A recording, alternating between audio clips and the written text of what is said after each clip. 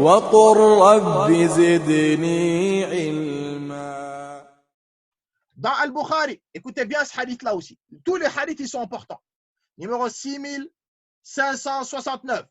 Dans Al-Bukhari, numéro 6569, un hadith d'Abu Hurayrah. Écoutez bien ce hadith-là, les frères et sœurs.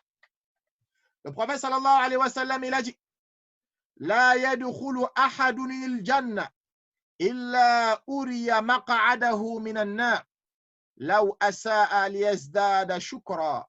Le prophète, il a dit: aucune personne ne rentrera au paradis sans qu'on lui fasse montrer sa demeure en enfer.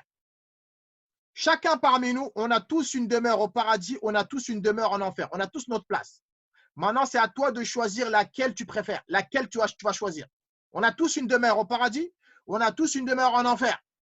Mais le croyant et le musulman, qu'Allah lui a préservé jusqu'à qu'il a emprunté le chemin de la réussite, il a fait du bien, bah Allah il va remplacer un mécréant dans ta demeure dans l'enfer.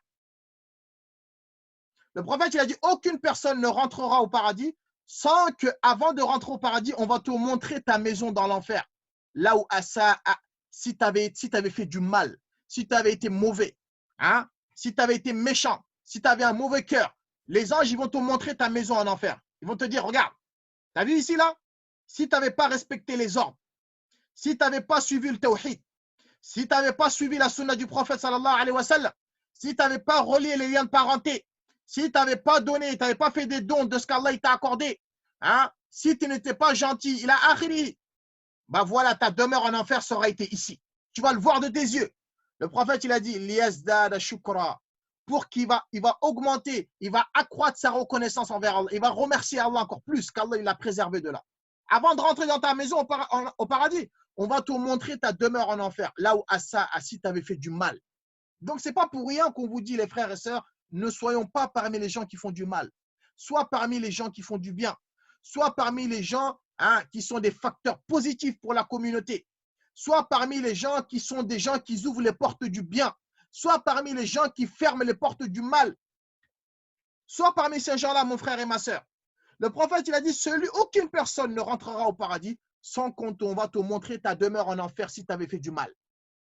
Pour que tu gratifies Allah et tu le sois reconnaissant encore, tu sois encore plus reconnaissant envers lui. Écoutez, le prophète, c'est ce qu'il a dit.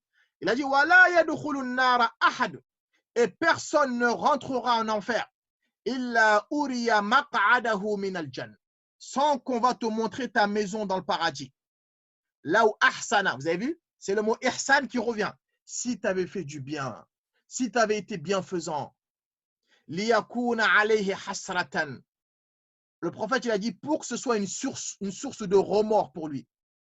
Le fait qu'il va avoir sa demeure dans le paradis, les palais, hein, les hurun-'ayn, hein, les ruisseaux, il a akhiri, la soie, hein, les fruits, tout ce qu'il veut. Il va voir sa demeure là.